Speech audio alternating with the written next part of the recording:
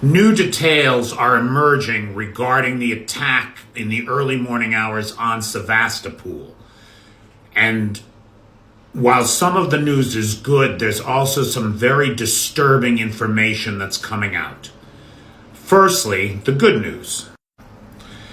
It's being confirmed that a $300 million submarine that was in dry dock for repairs was hit.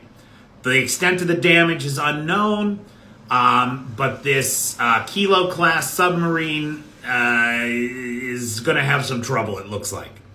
So that's good news. The other good news is that the landing ship, the Minsk, which was in dry dock for repairs, was also hit.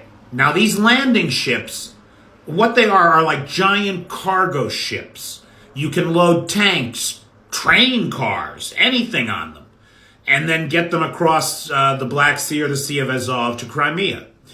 Disabling these ships, just like disabling or destroying the Ilyushin 76 cargo planes, is going to be critical for Ukraine when the siege of Crimea begins in earnest this winter. I believe that what will happen is over the next couple months, the Ukrainians will cut the land bridge to Crimea, and Crimea will be under siege throughout the winter.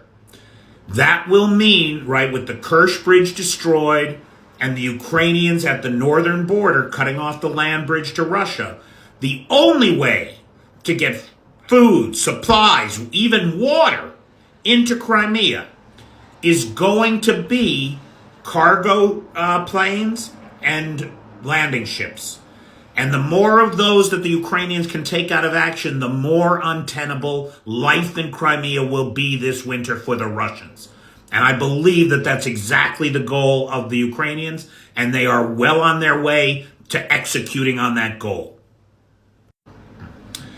Now for the disturbing news. Yes, right, I mean, just the image of this person is disturbing to those of us with a conscience. Apparently, last night, just about the time that the attack on Sevastopol happened, Starlink suffered a global outage. Does it ring any bells?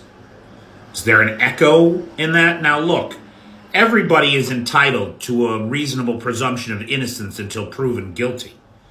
But I think that it is a striking coincidence that one of the few global outages that Starlink has had in its history happened last night concurrently with the attack on Sevastopol. The very port infrastructure and military resource that Musk has been accused of pulling the plug on Starlink to avoid an attack, to foil a Ukrainian attack last September or thereabouts. So